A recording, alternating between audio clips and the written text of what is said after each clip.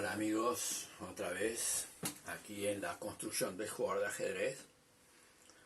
Este video complementa el anterior que titulé poco antojadizamente la psicología del combinador 1. Esto sería número 2. Se trata de hacer un comentario sobre la partida que les mostré en otro video. Habíamos llegado a esta posición en el cálculo. Las blancas hicieron dama C2, dama H4, amenaza mate, alfil D3 y fue todo después sobre rieles para el negro, que había iniciado una combinación sacrificando sus dos caballos por el ataque. Ahora bueno, cuando terminé la partida fui a analizar con la computadora y descubrí algunas cosas. Por ejemplo, que en lugar de dama C2, por ejemplo, existe la jugada alfil F3 para defenderse, que era la alternativa. La idea es traer la dama también a la segunda fila, pero de otra manera. Dama H4, dama E2, torre F3. Y esta posición que vi durante la partida no me molestaba mucho porque estoy amenazando torre G3, que es muy fuerte. Pero luego el análisis mostró que el blanco, que tiene dos piezas de más, puede devolver una con la idea de desviar la dama negra de las amenazas. Dama por G5 y ahora alfil G2, y entonces las blancas intentan cambiar piezas. Con este alfil G5 se dieron un respiro de las amenazas.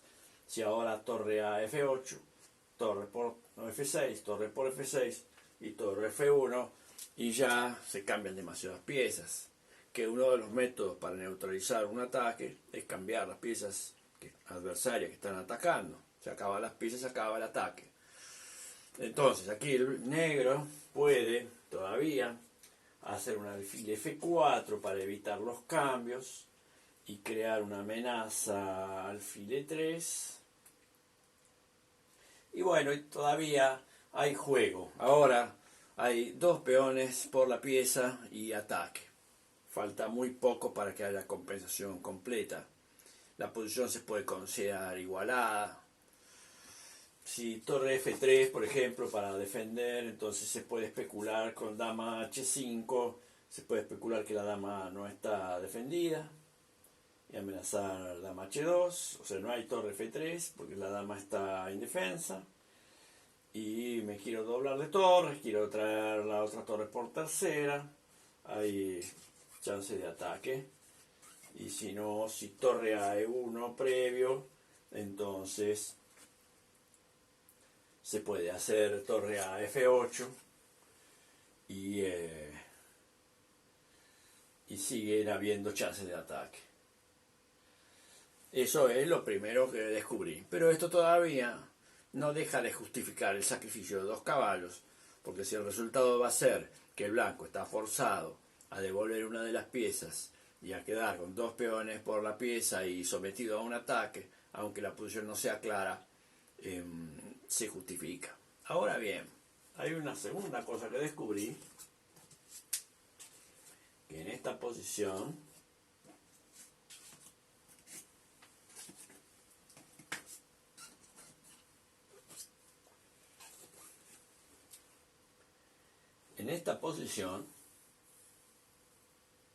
hay otra defensa para las blancas, y también es una buena oportunidad para pausar el video y pensar un poco la posición, a ver si la descubrimos.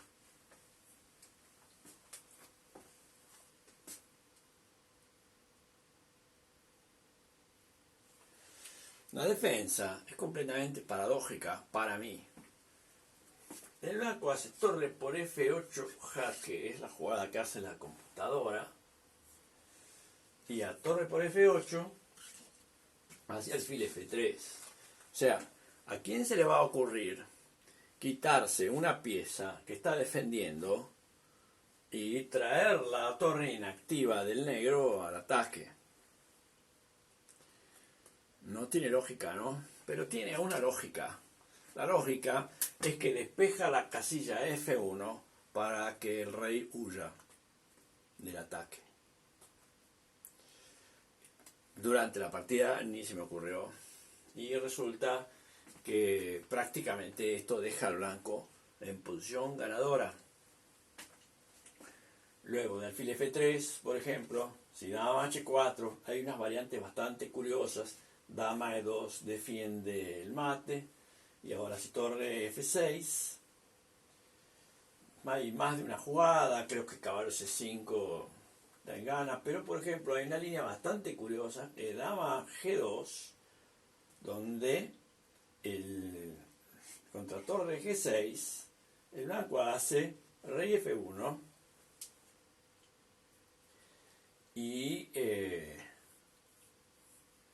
y se está terminando el ataque, aunque hay que jugar muy justo. La idea sería que si el rey empieza a pasar por blancas, el alfil de las negras queda bastante anulado. Además, dos piezas, mucho dinero. O sea, para compensarla tiene que haber algo muy claro. Si no, está complicado. Por ejemplo, aquí el negro puede retirar el alfil a alguna parte. Por ejemplo, si hace una jugada como alfil E1, entonces la dama va a E2. Y ahora, por ejemplo, si dama H3 jaque, entonces se puede tomar el alfil, rey por E1. La otra línea, si torre F6, por ejemplo, ahora, si dama por E1,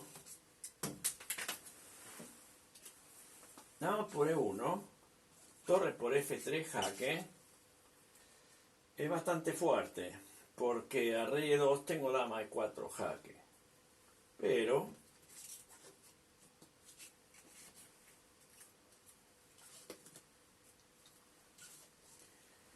aquí otra vez el negro tiene una jugada, el blanco tiene una jugada defensiva que salva la posición.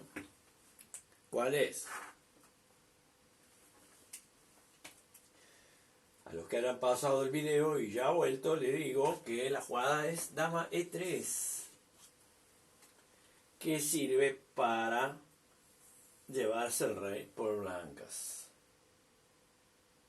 Y ahora si dama H3 jaque, no tomar el alfil, porque hay ideas con torres por F3, aprovechando que el peón de E6 ahora está defendido. Sino rey E2, no tomar el alfil.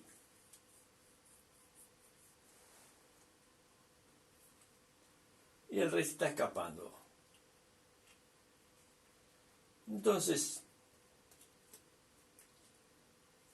es muy curiosa. Voy a poner otra vez la posición en que la jugada,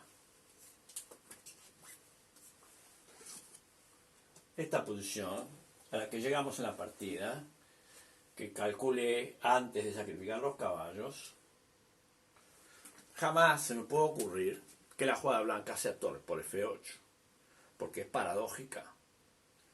Se quita una pieza defensiva y trae al juego una pieza negra que no hace nada. Y sin embargo, de este modo despeja la huida para el rey. Es muy interesante por lo paradójico. Entonces, bueno, luego comentando con los jugadores, digo, bueno, sí, la combinación está equivocada. Y bueno, y alguien me dijo, creo que el gran maestro Strikovich me dijo, bueno, ¿y qué te importa? Me dice, ¿qué te importa que esté equivocada? Sacrificaste dos piezas, ganaste la partida. Y bueno, ahí hay un tema, ¿no? Hay varios temas, porque Esto se puede ver desde un eje artístico, o también está el tema deportivo, a ver cómo queda la autocrítica, si hay que ser indulgente con uno mismo, bueno, jugué mal, pero gané, o hay que ser severo y hay que llegar a la conclusión que no era bueno sacrificar 2 piezas, que había que jugar tranquilo. En ese caso, si nos retrotraemos al momento en que sacrifico las piezas, es difícil contenerse.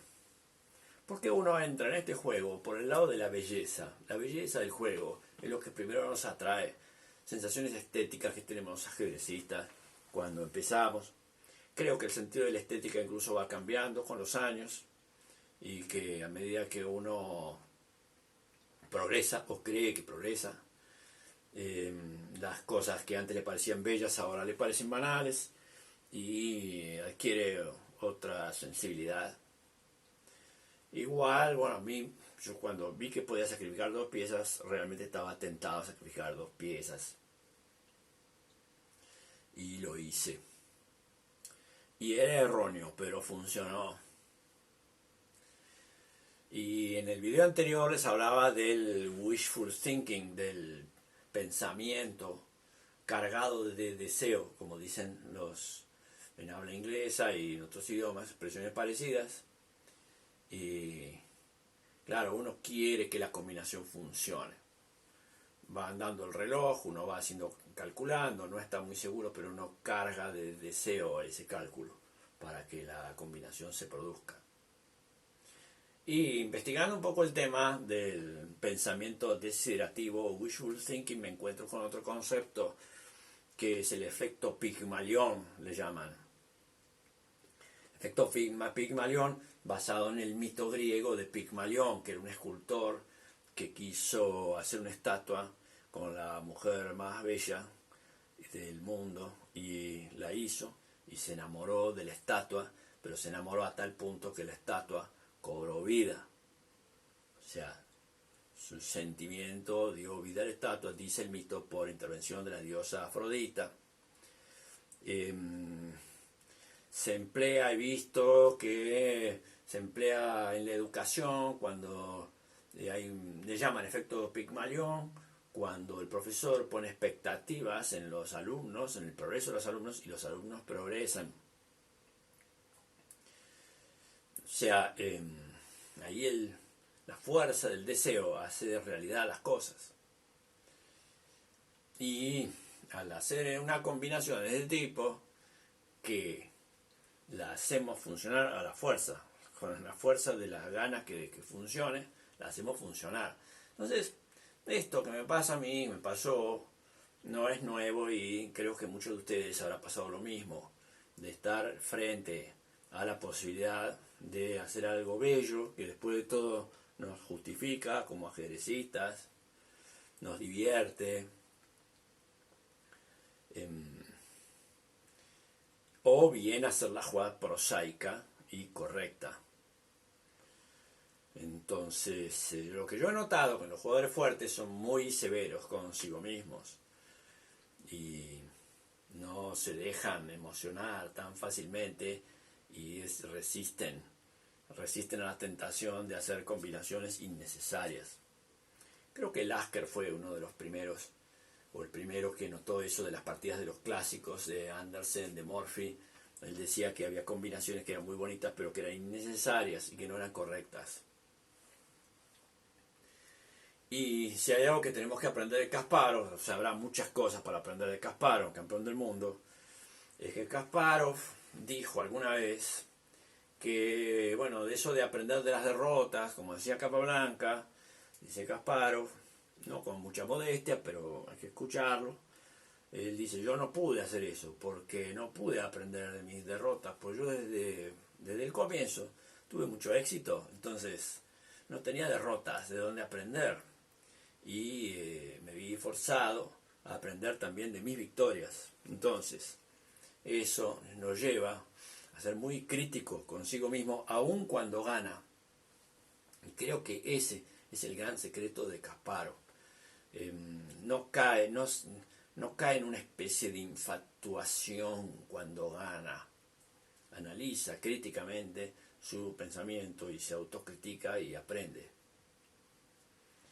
Es lo que, digamos, intenté hacer yo aquí. Tratar de eludir el narcisismo fácil de decir, hice una combinación, gané eso, qué brillante, ¿no? Y ser objetivo. Creo que es el camino más adecuado para progresar. Tratar de no perder la objetividad, reconocer las cosas que uno hace bien, las cosas que uno hace mal. Y el otro camino es la indulgencia, es decir, bueno, ¿qué te importa? Como me dijo el gran maestro. Y luego, otro tema, a lo largo de las carreras, ¿qué recuerdo queda de esto? Y cómo se relaciona uno con el azar de los resultados. Hay que ver que en cierto momento estoy dependiendo de que mi rival haga una jugada y eso define el futuro de la partida, define el resultado, ¿no? Y sí, es un poco vertiginoso pensar que a veces todo depende de una partida, de una jugada. Y también, bueno, rescatar el aspecto heroico, o sea, del guerrero valiente. Ahí creo que eso lo hice bien. Valentía tuve, ¿no? Pero la valentía no significa caer en la temeridad, porque hay quien dice que, bueno, el soldado valiente es útil, pero el soldado temerario, que es capaz de hacerse matar, ese no sirve, porque muere él y muere todo el batallón. Entonces, el arrojo, la valentía, las virtudes del guerrero, sí, eso es parte del juego. O sea, decir, bueno, uno arriesga en poder un resultado, eso tiene un valor ético, eso es verdad, ¿no? Es algo que hay que considerar. Después está, claro, recordar las combinaciones de Tal, campeón mundial, Mijail Tal, que revolucionó el ajedrez por los años 60, cuando ganó el match con Botvinnik. Y el ajedrez de Tal era algo así, era hacer combinaciones, poner al rival ante una situación difícil y ganar la partida, aunque después se demostrara que la combinación era equivocada. Pero eran otras épocas, no había computadora.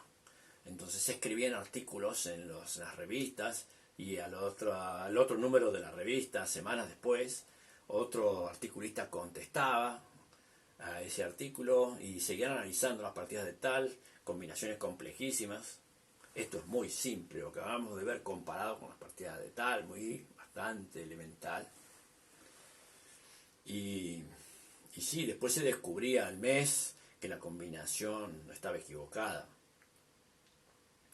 Pero claro, el adversario tenía que resolver todo en el poco tiempo que le dan en la partida. Hay una famosa, por ejemplo, con Portich en Amsterdam 64, si no recuerdo mal, Tal sacrifica 4 piezas y gana la partida y está todo mal. Uno ve la computadora, bueno, está perdido todo el tiempo, pero es difícil. Y ahí hay otro tema. Si Tal sabía que estaba combinando el tipo bluff o él creía en su combinación. Porque aquí, por ejemplo, es bastante diferente si yo llego a esta posición en el cálculo y veo todo y veo que con torre por F8 estoy perdido, pero considero que mi rival no va a jugar eso porque es una jugada demasiado difícil, demasiado paradójica, y entonces entro igual. Eso es una cosa. Y la otra cosa es que yo tampoco la vea, que fue el caso.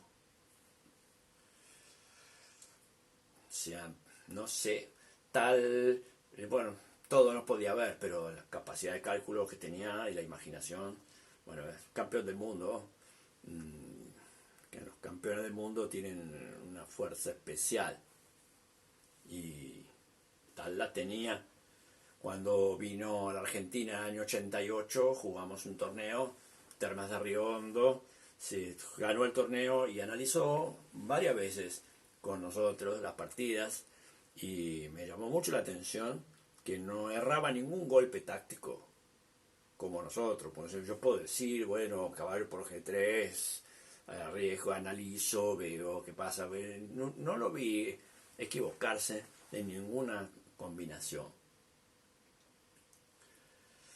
Así que bueno, ese es otro punto. Bueno, entonces, sencillamente quería compartir con ustedes esta vivencia, ver la combinación más que como combinación en sí misma, o además de la combinación en sí misma, el punto de vista de la psicología del que hace la combinación, las cosas que le pasan por la cabeza, sus dudas, incluso sus angustias, el riesgo que corre. Hay un resultado, hay un torneo, hay premios, y a veces se juegan cosas importantes. Y con todo esto que les cuento, intento, bueno, compartir con ustedes, y abrir temas de reflexión que solamente están esbozados aquí, y espero que sean una motivación para que ustedes lo profundicen por su lado. Desde ya, muchas gracias por la atención, y bueno, hasta el próximo video. Gracias.